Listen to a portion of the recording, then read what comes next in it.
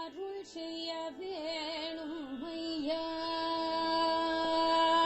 நீ அருள் செய்ய வேணும் ஐயா, முருகையா அருள் செய்ய வேணும் ஐயா, அரசே முருகையா நீ அருள் செய்ய வேணும் ஐயா, அரசே முருகையா நீ அருள் செய்ய வேணும் ஐயா, அரசே முருகையா நீ அருள் செய்ய வேணும் ஐயா, அரசே முருகையா நீ அருள் செய்ய வேணும் ஐயா, அரசே முருகையா நீ அருள் செய்ய வேணும் ஐயா, அரசே முருகையா நீ அருள் செய்ய வேணும் ஐயா.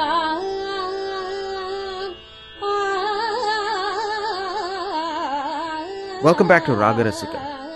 This is a podcast program that explores the world of Carnatic music. Joining us from Albany, New York, is Vidya. As we quickly approach the end of the year 2008, Vidya and I wanted to feature a prolific Carnatic music composer who was born exactly 600 years ago, named Sri Tallapaka Annamacharya. So Vidya, could you please introduce this composer for us? Sure. In today's episode, we would like to discuss the works of Sri Tallapaka Annamacharya, who was a mystic saint composer who lived in what is known as Andhra Pradesh today. And he is believed to have lived between the years 1408 to 1503, which is really an amazing lifespan considering the times. And he has composed several beautiful, beautiful pieces in praise of Lord Venkateshwara, the presiding deity of the Tirumala Tirupati Venkateshwara temple, again located in the state of Andhra Pradesh in South India. So before we move on, I wanted to spend a couple of minutes talking about this temple town of Tirumala Tirupati. The Tirumala Venkateshwara temple is a famous Hindu temple of Lord Venkateshwara or Lord Vishnu. Tirumala is located on a hill range comprising of 7 hills, and actually sometimes the temple is called the Temple of 7 Hills or Edukondalu in Telugu. The temple is visited by around 60,000 pilgrims daily, and on special occasions and festivals that number of pilgrims really shoots up to almost 200,000, making it one of the most visited and richest holy places in the world. So the temple itself was built by a Tamil king, Thondaiman, and it was reformed periodically by the Cholas and other Vijayanagara kings. So coming back to the topic at hand on Annamacharya, Vidya, it clearly seems like this particular temple and this deity had a special place in Annamacharya's mind. Why don't you talk to us about that? Definitely. Annamacharya, also known as Annamaya, was a great devotee of Lord Venkateshwara, and he dedicated most of his 32,000 compositions to Lord Venkateshwara. In fact, his compositions appear to have been extremely popular during Annamaya's times. However, they were forgotten for over 3 centuries until they were found engraved on copper plates and hidden inside the Sri Venkateshwara temple itself in Tirumala.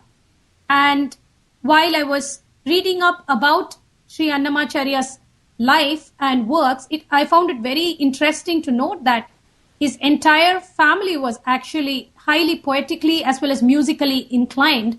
In fact, Annamacharya's wife, Thirumalamma, also popularly known as Thimakka, was an established poetess herself, and she composed a literary work called Subhadra Kalyanam, which consists of over 1,000 poems. And this beautiful work describes the marriage of Arjuna to Subhadra, and Thimakka is considered to be one of the best known and one of the earliest Telugu poetesses. And also Annamacharya, along with his son Pedda Thirumalacharya and his grandson Chinna Tirumala, are together known as the Tallapakam composers. And the entire family seems to have been greatly acclaimed during those times. So, Vidya, let's now transition to and talk a little bit about Annamacharya's compositions and his composition structure. Annamacharya is often called as the Pada Kavita Pitamaha, or the father of the form of poetry called Padam, or song. In fact, some of our listeners may recall the episode on Purandaradasa, in which we had described him as the Sangeeta Pitamaha, or the father of Carnatic music as we know it today. So Annamacharya, who lived in the times prior to Purandaradasa, is known as the Pada Kavita Pitamaha. Annamacharya is credited to be one of the first to compose songs in the Kirtana format, which is a musical structure which has typically a pallavi or an opening segment followed by multiple charanams, which are often rendered in the same tune. Usually the pallavi has its own distinctive tune, and each of the charanams has the same tune as the others, with the lyrics being different. And an important aspect for the listeners to understand is that Annamacharya is believed to have composed the music for his compositions. Unfortunately, the original tunes have been lost today, and most of the compositions as we hear them today have been retuned by the contemporary musicians. It is also interesting to note that Annamacharya's compositions are classified into two genres, the first one being the Adhyatma or the spiritual, and the second category being the Shringara or romantic. And he uses both these styles very successfully to describe and to bring out his devotion to Lord Venkateshwara. Interesting. Vidya, you had mentioned earlier that Annamacharya's compositions were very popular during his times, but were kind of unfortunately forgotten for several centuries. Just a couple of comments on that. When Annamacharya actually wrote his songs, he wrote them on palm leaves, and later his son got them engraved on copper plates. These copper plates were hidden in a rock cell for reasons unknown to us. And after many centuries, literally in 1922, over 2,500 copper plates were discovered in the temple. These 2,500 copper plates were having around 12,000 to 14,000 compositions of Annamacharya. The Tirumala Tirupati Devasthanams, the governing body for the temple, is also expending a lot of energy in preserving the rich heritage of Annamaya's works. They are also working to revive the popularity of Annamaya's works as well. Vidya, tell us about Annamaya's poetic style, and if you were to read his compositions, what is the kind of emotions that Annamaya uses in his compositions? When we look at the poetic style of Annamacharya's compositions, we are really amazed by the range of emotions he brings out and the excellent literary quality of all his works. He praises Lord Venkateshwara, he describes his love for the god, he argues and quarrels with the Lord, he confesses as a devotee his own apprehensions and failures to the Lord, and he also completely surrenders himself to the Lord. Really, he brings out a wide range of emotions through these compositions. You know, when we look at it today, to think that he composed over 32,000 poems nearly 600 years ago, and all of which are of the highest linguistic and literary quality, it is really an amazing and awe-inspiring achievement. That's indeed true. Before we finish this episode, Vidya, I do want to leave the listeners with several pointers if they were to go and research for themselves places on the internet or ways in which they can learn more about Annamacharya and listen to his compositions. So could you give us some pointers? Today, a lot of effort is being placed in reviving the works of Sri Annamacharya. For example, as you mentioned earlier, Devesh, the Tirumala Tirupati Devasthanam organization has an ongoing project which is called the Annamacharya project, which has the aim of repopularizing the masterpieces composed by Annamacharya. They have their own research wing that grants scholarships for people to do research on the life and works of Sri Annamacharya. They also have their own recording wing that produces CDs and cassettes that the listeners can check out. They also have a website which is quite comprehensive in terms of providing information on these projects. And there are a number of artists who belong to this Annamacharya project. And these artists, as well as other professional artists, lend their voices for recording these compositions of Annamacharya. Several stalwart musicians of our times have been involved in tuning and popularizing Annamacharya's compositions.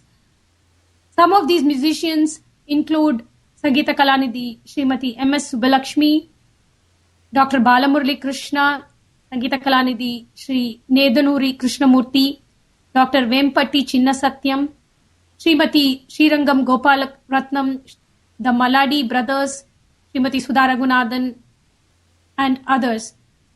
And before we wind up today's episode, I would like our listeners to listen to a snippet by Srimati Srirangam Gopala Ratnam. She has rendered an Annamacharya composition in the Ragam Brindavani in her own inimitable style. Before we move on to the snippet, just a quick sentence on Srimati Srirangam Gopala Ratnam. She was an artist from Andhra Pradesh, a very well-established vocalist and a multifaceted personality who passed away in the year 1993. She had a golden voice which she effectively used to convey her musical expressions, and her renderings of Sri Annamacharya's compositions are well known and well appreciated, especially in the state of Andhra Pradesh even today. So the piece that we are going to listen to now by Sri Annamacharya and rendered by Srirangam Gopala Ratnam is Nalam Va Tava Nayavachanam. This song has been tuned to the Ragam Brindavani. Chelam jajate cheti bhavami nalam va tavanaya vachanam chelam jajate cheti bhavami nalam va tavanaya vachanam.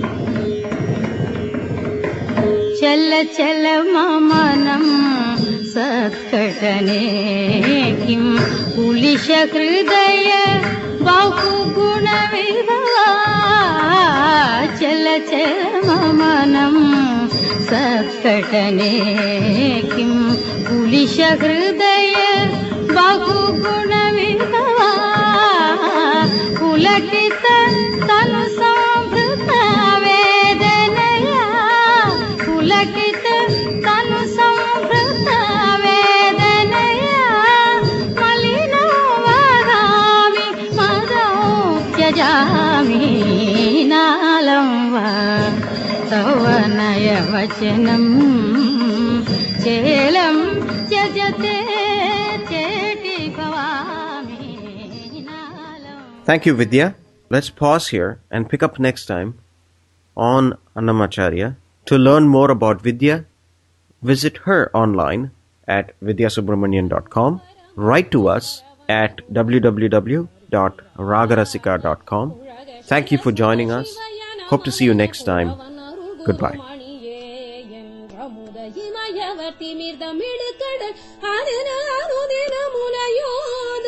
அவனை அடியவர் கொடிய வினை கொடும் அபயம் இடுக்குறலறியாயோ திமிர எழு கடல் உலக முறிபட திசைகள் பொடிபட சூரர் சிகர முடியுடல் புவியில் விழு உயிர் திரை கௌடாமற் பொறுமையில் வீர நமனை உயிர் கொள்ளும் அழலி நினைக்கழல் நதிக்குள் சடையினர் குருநாத நளின குருமலை மருவி அமர்தரு நவிலும் மறை புகழ் பெருமாளே ஆமுத இமயவர் திமிர்த நீடு